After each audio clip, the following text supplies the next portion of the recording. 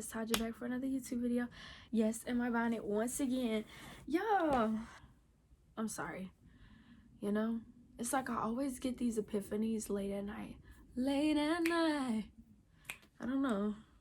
So disgusting. I got tears on my glasses. This whole like being like open and transparent on camera thing, I'm still getting used to, honestly, because a year ago I could not do this. Like, and I feel like I should have been doing this for a longer time, but I'm just now starting to take this seriously and doing what I feel like I'm really supposed to be doing. But being real, I just had a moment. I actually just gathered myself a few minutes ago. You know, like you have your moments where it's just like, you know, you just think about your life, you know, and you just think about different things that are happening in your life, and it's like, honestly, if you're not careful, you will allow every circumstance to compile on top of each other and you'll just feel overwhelmed. But then it's just times when you like focus on one singular thing and it's like you start feeling some type of way about it. And that's kind of where I was at, thinking about, you know, a certain thing and just feeling some type of way. And you know, I had my moments of crying, you know, but to be honest, I know I've said this before, y'all, I'm so tired of crying. Like, I'm so tired of like the feelings that I've been feeling. I don't like feeling sad. Like, I don't like having to journal out my thoughts. I don't like having to go through the difficult, awkward conversations. I really just wish that my life was perfect, and I'm not ashamed to say that. And literally, the people who've heard me say that look at me and be like, good luck with that, because nobody's life is perfect. But in my head, I'm trying to break the cycle of perfection, because I just feel like I'm obviously not perfect. My life has never been perfect, but it's like, I don't know, like I'm just the type of person where I just wish everything was perfect all the time. Like, and it's like I get sad because why isn't things perfect? Like, I wish I was perfect. I wish I didn't make mistakes. I just wish everything was perfect, you know? But I guess that's unrealistic. Maybe like a year ago, like I literally started actually getting on the phone telling people how I feel about my life and about certain situations. And that also started with therapy. Went to therapy. We're not gonna get into that. But I started actually venting about a year ago. And even venting is a very slippery slope, because I feel like a lot of times, sometimes we don't need to vent. Sometimes we just need to shut up and fix things ourselves. But I actually have started to express myself about a year ago, because before then I just hated it. Like, don't ask me how I'm feeling about a situation. Like, don't even look my way. I was not sending anyone paragraphs about how I felt. Like, no. I'm not talking about a situation. I'm not talking about how you made me feel. I'm going to deal with it myself. And then after that, most of the time you're going to get cut off. And it was just like, I went on about my life. Even though it hurt me really bad, I still went on like nothing happened. And I just always wanted to act like everything was just perfect. So now that I'm in this stage of like, okay, Taja, you can't bottle everything up. Like, you have to become more comfortable with verbalizing your feelings and your expectations to folks. You need to learn when to express yourself and when not to, right? But also there's a time and a place, you know? So then it's like, okay, you either choose to express or you don't. But the time frame is also very important. Not reacting, but responding is something that I'm trying to work on, because I'm the type of girl now where it's like, oh, if it's on my chest, I'm gonna get it off. And if I'm thinking about it right now, bet I'm gonna type you up this paragraph. I'm gonna tell you how I feel and I'm sending it. And I don't care if I verbally abuse you in the process, because I'm hurt. And realizing that, Taja, maybe you don't need that, you know? Like, maybe you should keep that paragraph to yourself, but also maybe you shouldn't send it right now. Like, take a few hours, take a few days, even a week or two to respond if that's what's necessary. Y'all,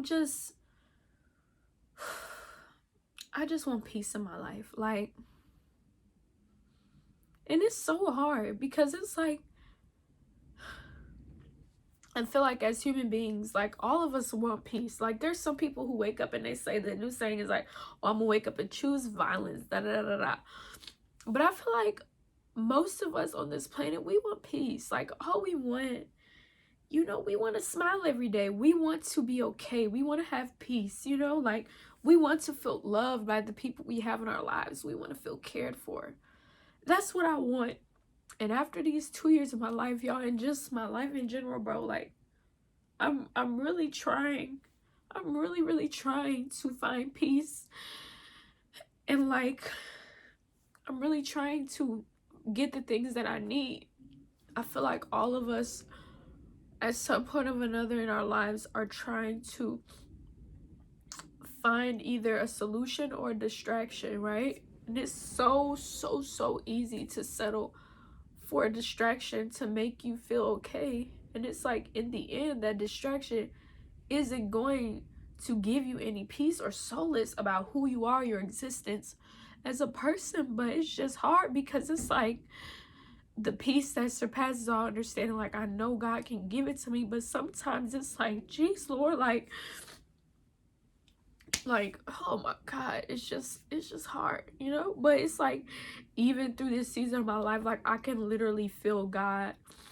I can feel his hand on me. Like I know that I could have been in somebody's prison cell, you know, or I could have been out here just bad and sad if it wasn't for the grace of God. Like, I know it, you know. And it's just like, I have to keep my eyes on that. I have to think about that. I got to think about where I want to go and not where I'm at or where I feel like I am.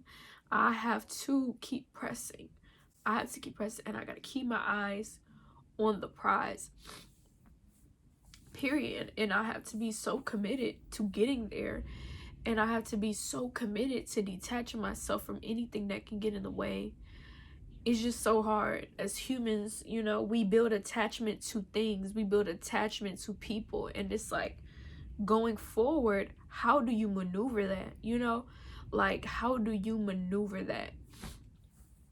It's hard sometimes. It's so hard. I would have preferred to not have gone through such, you know, tough times. I would have preferred to not go through all of it, but at the same time, accepting the fact that it happened and not living in regret, because that's also another thing. Like, we can't live in regret. I'm gonna be perfectly fine. I'm gonna be okay. I am so much stronger than I feel in this moment. I'm so much stronger. I will get to the place where I need to be. I will get to the place that God has for me. Not a moment too soon, not a moment too late. I am right where I need to be. Sometimes you really just gotta say it to yourself. You really gotta say it to yourself, because at the end of the day, you got you. You can't always get on the phone and call people and expect them to tell you. Sometimes you gotta tell yourself. Now I'm gonna try to stop crying, cause I don't want to wake up with puffy eyes. Jeez, I'm gonna be fine.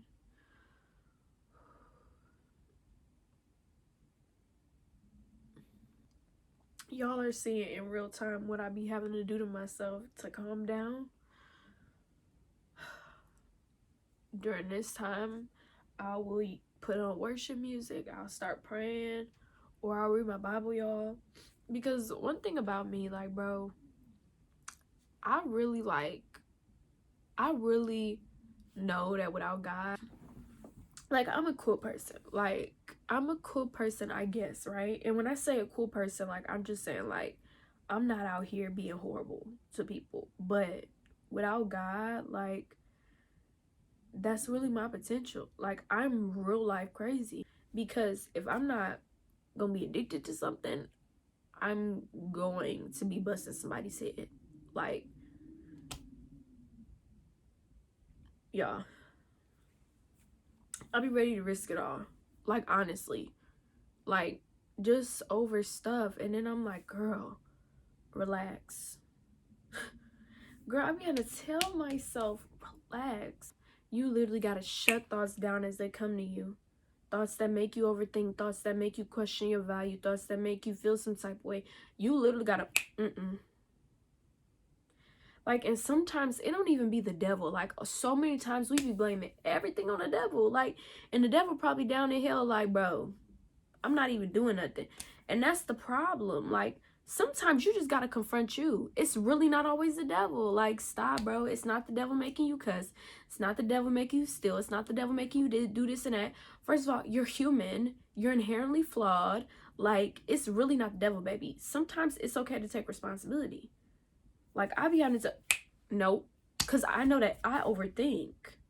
Like, I know that it's me who sometimes it makes these emotions intensify because I overthink, I relive, I hypothesize, I make assumptions. And it's so hard, especially when you are the type of person who is like, you tend to overthink, but at the same time, a lot of what you be thinking becoming true.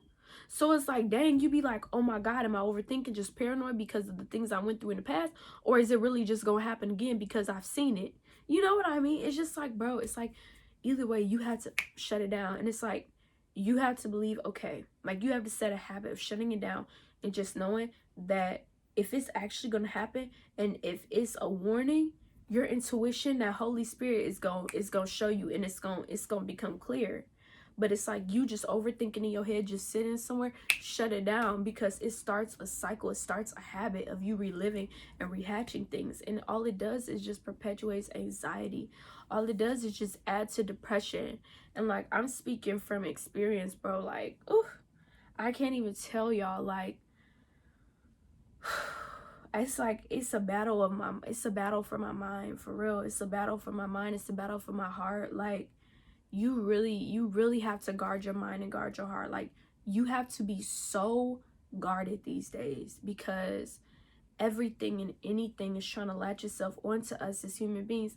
Everything, the music we listen to, the clothes we buy, the conversations we have, the company we keep, the art we look at, any little thing feeds into us in some kind of way. And you have to get so picky and so selective. You have to start seeing yourself as how God sees you, and you got to be like, whoa, I can't take this no more, because this is affecting me mentally. This is affecting my heart.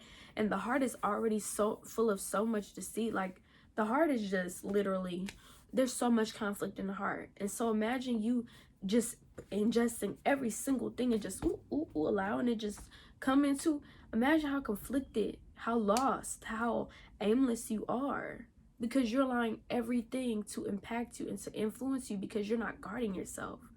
It's like, oh my God, you have to guard yourself. And I feel like part of guarding yourself is also self-discipline. Like, I feel like they go hand in hand. You just have to. We gonna be all right.